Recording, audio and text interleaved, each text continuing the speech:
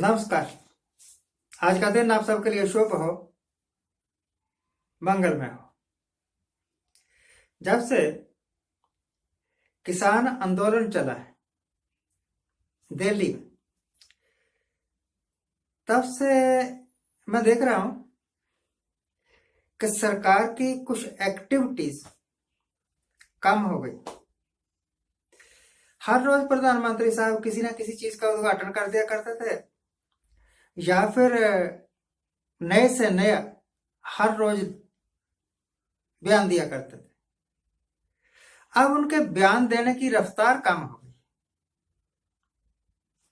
ऐसा क्या गजब हो गया? किसान आंदोलन हुआ या कोई दूसरा आंदोलन, सरकारों के विरुद्ध तो आंदोलन होते ही रहते हैं। आप अपने बयान देना जारी रखो। बयानों के अलावा कुछ है भी नहीं आपके पास। है? अब वीडियो कॉन्फ्रेंस के जरिए बयान देना, ये कहां की तुक है? खैर, मुझे इससे क्या मतलब कि प्रधानमंत्री क्या बयान देते हैं, रेलवे मिनिस्टर क्या बयान देता है। मुझे तो यह देखना है कि जो कुछ ये करते हैं उसका प्रभाव क्या पड़ता है। आपको याद होगा, सरकार ने 2 साल पहले रेलवे बजट देना बंद कर दिया।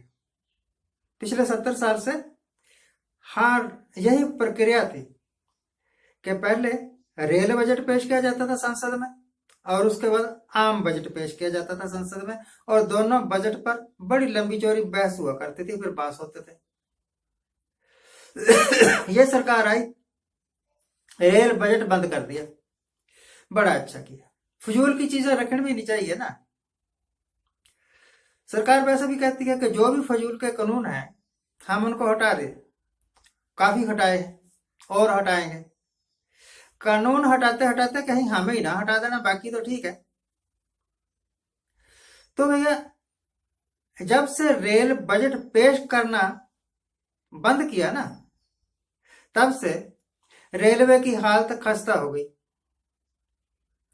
लगभग लगभग क्या बोले, अब जनवरी तो आई है, लगभग 10 महीने से ऊपर हो गया हिंदुस्तान में रेल सर्विस अभी तक चालू नहीं की गई।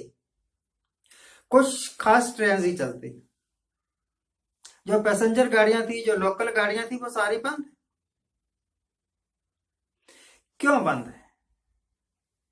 रेलवे का पास इनको ऑपरेट करने का पैसा खत्म हो गया है, या अब लोगों ने रेल यात्रा करनी बंद कर दी? क्या वजह है? लगभग 6 महीने तक हिंदुस्तान के 90% हॉस्पिटल्स की ओपीडी बंद कर दी। अब भी कोई बहुत अच्छी नहीं है।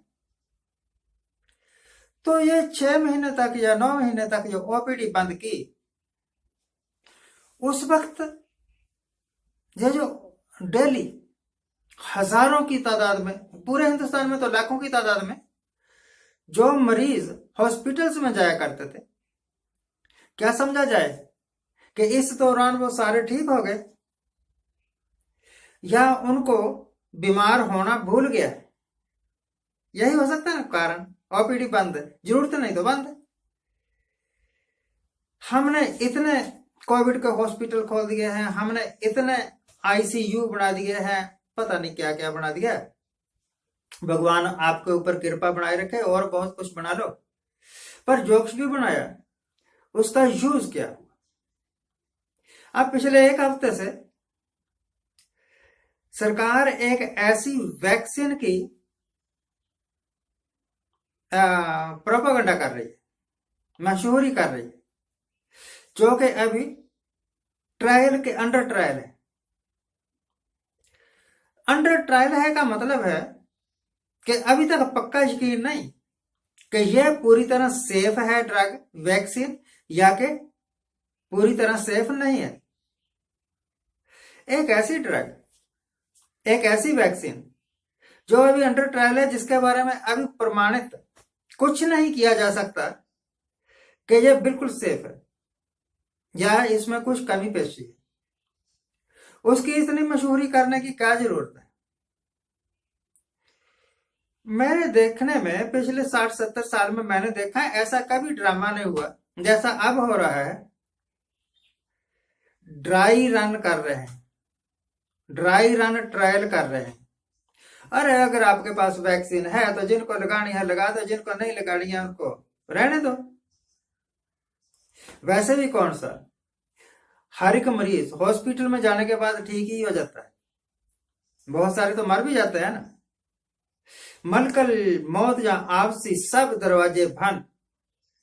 बाबा फरीद जी ने कहा है कि जिस वक्त मौत ने आ जाना है ना, आप जितने मर्जी अपने प्रबंध करके रखो कि हार्ट अटैक हो गया तो ये हो जाएगा, कोई ये बीमारी आ गई तो ये हो जाएगा, ऑक्सीजन की कमी होगी तो हमारे पास सिलेंडर है, ज्यादा सीरियस हो गया तो आईसीयू है।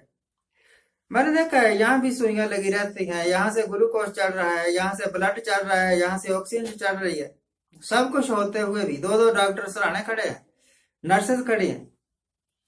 पक्षी उड़ जाता है, जिस वक्त बुलावा आ जाता है तो चले जाता है। तो फिर ये सारा दिखावा क्यों? अगर सरकार के पास वैक्सीन है तो वो तो पहले भी वैक्सीन देते रहे हैं बहुत सारे बच्चों को, बीसीजी की वगैरह। तो उनका इतना दिखावा, इतना प्रचार तो कभी नहीं किया गया जितना अब किया जाता है।